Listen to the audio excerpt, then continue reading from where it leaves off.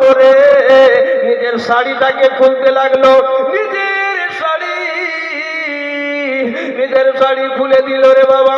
খুলে দেওয়ার পরে এই কুড়ে আঙুলে একটা কোনা মারলো, একটা কোনা বেঁধে দিল, আর একটা কোনাতে একটা পাথরের ঢিল দিল। পাথরের ঢিল দেওয়ার পরে গো ওই মেয়েটা কি করলো, ওই শাড়িটা পানির মধ্যে ডুবিয়ে দিল। পানির মধ্যে যেমনি কাপড়টা লেগে গেছে ওই কাপড়টা উঠালো। কাপড়টা উঠানোর পরে ওই মেয়েটা ওই কাপড় নিয়ে কুকুরের মুখের সামনে গেল, আর ওই কাপড় দিয়ে নিচুড়তে লাগলো। যেমনি নিচুড়তে লেগেছে কুকুরের বাচ্চা পানি পান করতে লেগেছে। মহান রব্বুল আলামিন বলেন, ওই আমার ফেরেশতা মণ্ডলীরা রে, শোনো শোনো, যাকে দুনিয়ায় ভালোবাসে না, দেখো আমার মখলুকের সঙ্গে তার কেমন প্রেম, কেমন প্রীতি, কেমন ভালোবাসা রয়েছে। ও আজরাইল, এখনই যাও, এখন গিয়ে তার জান কবজটা করো। আমি মহান রব্বুল আলামিন তার সমস্ত গুনাহগাতা মাফ করে দিলাম। মাইকের অ্যাডজাস্টটা ভালো করেন, যেহেতু আমাদের আবার কালকে জলসা আছে। আমি সমস্ত গুনাহগাতা মাফ করে দিলাম বলার বক্তব্য। ও আমার ইসলাম বিরোধী ভাইয়েরা, মেয়েটা কয়টা নেকি করলো? নামাজ, রোজা, হজ, যাকাত, দান, খয়রাত, দিনদারি, পেরেজগারি, তাকওয়া, মুত্তাকি, কি কিছু নাই। শুধু এক কুকুরের বাচ্চাকে পানি পান করানোর কারণে মহান রব্বুল আলামিন তার উপরে রাজি হয়ে তার সমস্ত গুনাহগাতা মাফ করে দিয়েছে। হ্যালো ব্রাদার ইসলাম, আসুন এবারে যে কথা বলছিলাম, তাহলে মায়ের দোয়া কেমন দোয়া ভাই আপনাদেরকে বলি। আল্লাহর মায়ের মা বাপের রাজিতে আল্লাহর রাজি। আসুন আপনাদেরকে একটু স্যাম্পিলে আগের দিকে নিয়ে যাই, তো আপনারা বুঝতে পারবেন এটা কোথায় লেখা আছে। উয়ুনুল হেকায়া খণ্ড নম্বর 2 পৃষ্ঠা নম্বর 77-78 ভিতরে আছে। আল্লামা আব্দুর রহমান জামি রহমতুল্লাহ তাআলা আলাইহি নিজে লিখেছেন। বাবা একটা কাঠুরি ছিল। কে ছিল বাবা?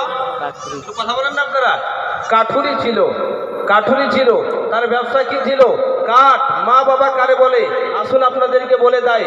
ওই কাঠুরি আল্লামা শিবলি নুমানি রহমতুল্লাহ তাআলা আলাইহি উনি গেছেন মক্কাতুল মুকাররমায় কাবা বাইতুল্লাহর হজে। যেমনি কাবা বাইতুল্লাহর হজে গেছেন, তো এক জায়গা রয়েছে মাকামে ইব্রাহিম।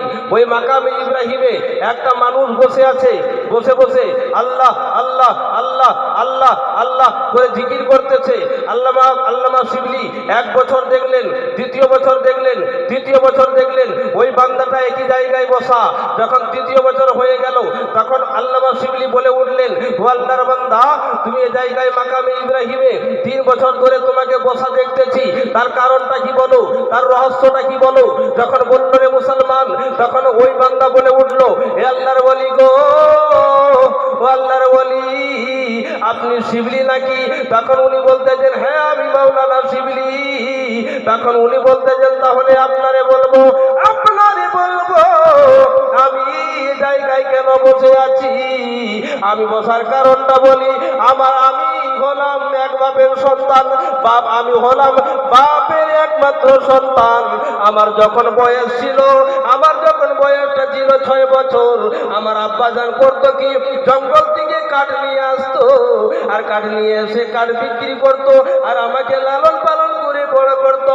হঠাৎ করে আমি দেখলাম আমার আম্মাজান কান্না করতেছেন। আমি বললাম, মা গো মা, তুমি এত কান্না করতেছো কেন বলো? তখন বলে, তোমার আব্বা দুনিয়ায় নাই, তোমার আব্বা ইন্তেকাল করে গেছে। হে আল্লাহর ওলি গো, আমি এতিম হয়ে গেলাম। আমি এতিম হয়ে যাওয়ার পরে আমি টুক টুক টুক টুক করে আমার মা আমারে লালন পালন করে বড় করলো। আমার যখন বড় হয়ে গেলাম, আমি ওই কাঠের ব্যবসা আরম্ভ করে দিলাম। আমি জঙ্গলে যাই, আমি জঙ্গল থেকে কাঠ নিয়ে আসি।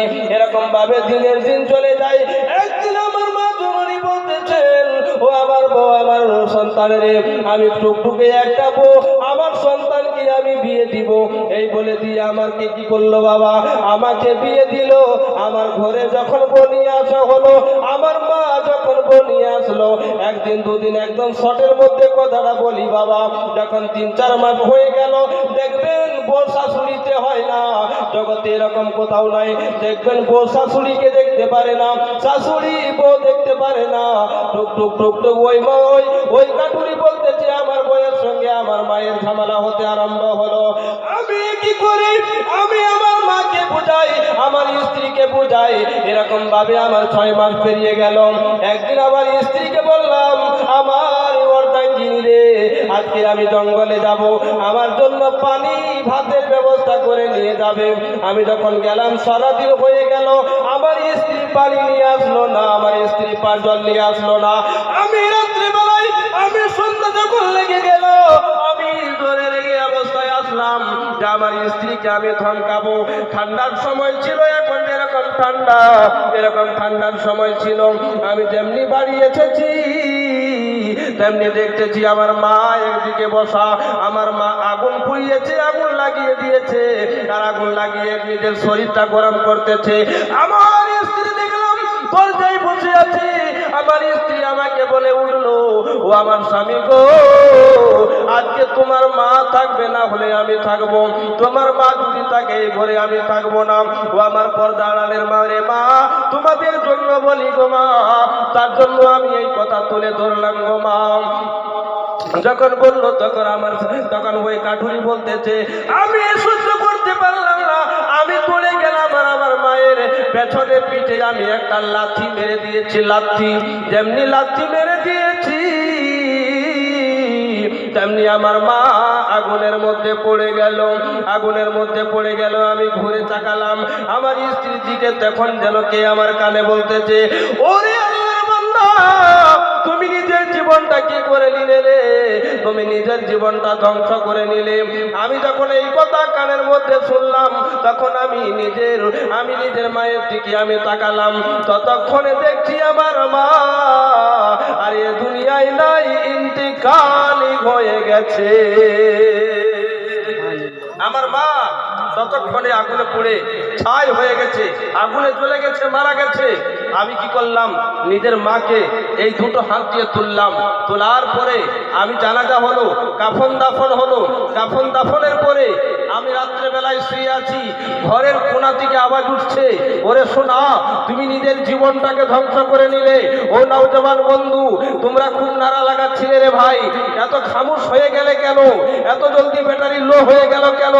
মা এমন একটা সম্পদ রে ভাই, বুঝে লাগাবে, যে কোনো জিনিস করবে বুঝে করবে।